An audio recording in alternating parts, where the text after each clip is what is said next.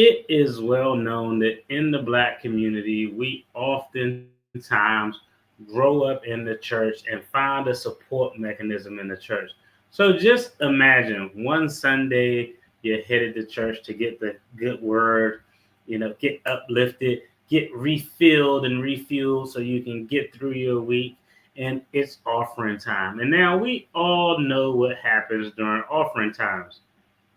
The collection plate goes around, or either people walk down the aisle, then they go out and around and drop the money in the collection plate, or they do like I do sometimes, they put their hand up and exit the church. But this time you can't exit because the pastor has said, lock the doors in the back because I need X amount of dollars from everyone.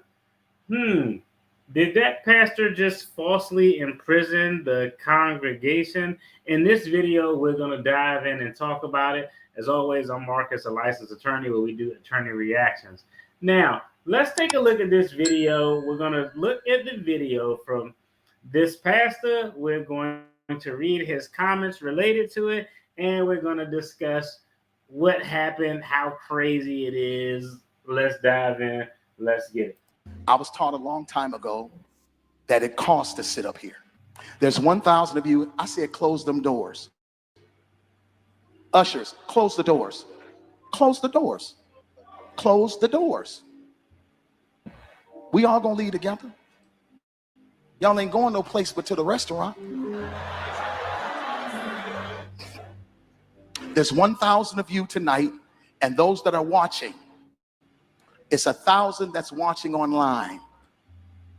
This is a small seed. If I get 1,000 online to give this, if I get 1,000 in the sanctuary to give this, that's $40,000 tonight. Now, everyone up here, we've all sold and seeded, but I need everyone standing up here with us, with me, to plant a seed of $100. Because again, it costs to sit up here. Okay, it costs to sit up there. $100, $20 for some. First, I'm going to be completely fair. I have seen more ridiculous stuff.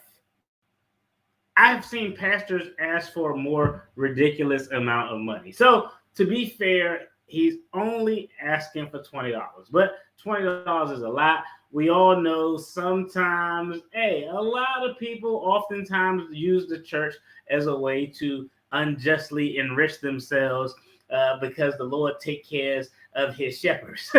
So I've seen pastors ask for more. I've been in churches where someone said, the Lord told me that everybody in this place, 20 people got $500. And I've seen people go up in that line and write their $500 check bounce like hell. Trust me, it happens all the time. So to be fair to him, he's not asking for a large amount. Now, let's take a look at his comments because this is going to be interesting. We need to know what his logic. Now, this was an older video that happened some time ago. I think it was a year or two ago. But he did put a comment on his Facebook page. Let's go ahead and take a look at that comment so we can get some context. Okay, so this is pastor singer Marvin Sapp. Never would have made it out the doors because the doors is locked.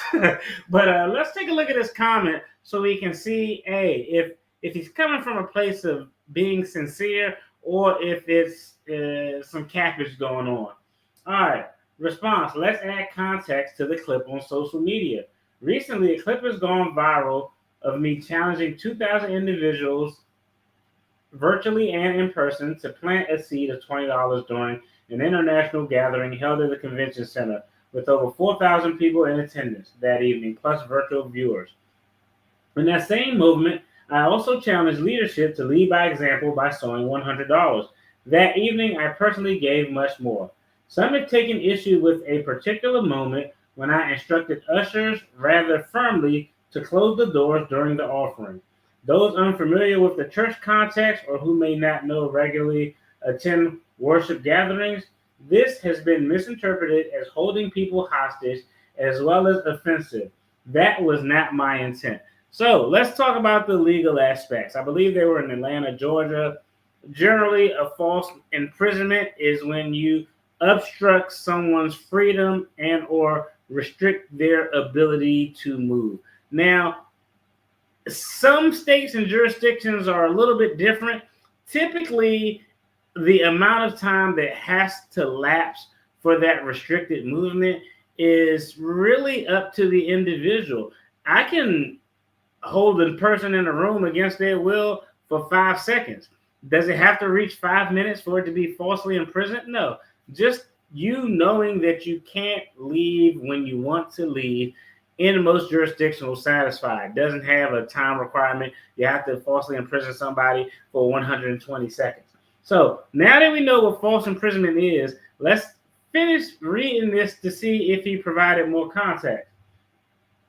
The truth is, when finances are being received in any worship gathering, it is one of the most vulnerable and exposed times for both the finance and security teams.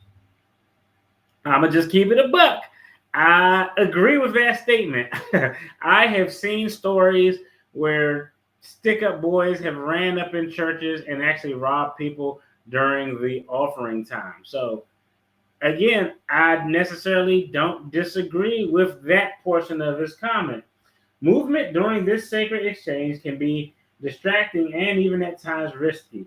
My directive was not about control. It was about creating a safe, focused, and reverent environment for those choosing to give and for those handling the resources.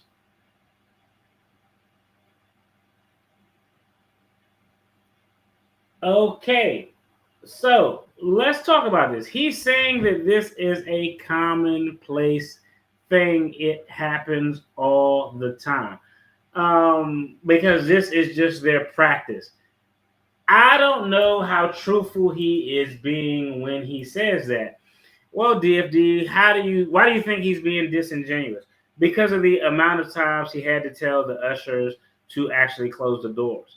He's literally said it not one, not two, not three. I think he said it 3 or 4 times, if I'm not mistaken. Close the doors. Close the doors. Like, I don't know. It was kind of giving a little Debo, but the amount of times and the tone that he had to tell the ushers to close the doors and secure the doors, it seems inconsistent with something that's a normal security measure that's done during the offering. Now, I actually have attended churches when they're doing the offering. They actually don't announce that they're locking the doors, but they do lock the entrance to the church to keep persons from running up in the church. So it's not something that I am unfamiliar with. So was there a crime? Probably not. The reason is because when he said, hey, all of you guys are probably going out to eat after this, everybody kind of laughed. No one appeared to have taken him locking them inside the church during an offering as a restriction of their movement. Now, had DFD been at that service, immediately when he instructed them to lock the doors, I would have got up and tried to leave and cause a scene. I don't feel safe. I'm getting out of here. And when they tell me to sit down, I would have sued them. I'm just saying. But again, I've seen pastors ask for more. I've actually been to several churches where, as a normal protocol, they actually do secure the doors until the offering is done. But I disagree that his point that this is the normal protocol is genuine, because he had to say lock the doors 2, 3, 4 times. If it were a normal protocol, they would have just done it without him having to say anything. I'm just going to be honest. I'm not liking the looks. I'm not liking the optics. We already know a lot of people use church and religion to finesse people out of things. It just looks like people are trying to be forced and or intimidated to give something, but it's not the craziest thing I've seen. It's definitely not a false imprisonment. You all let me know what y'all think in the comments. Is this fair or foul? And as always, if you like this video, check out the content on the screen. There's going to be more content related to attorney reactions.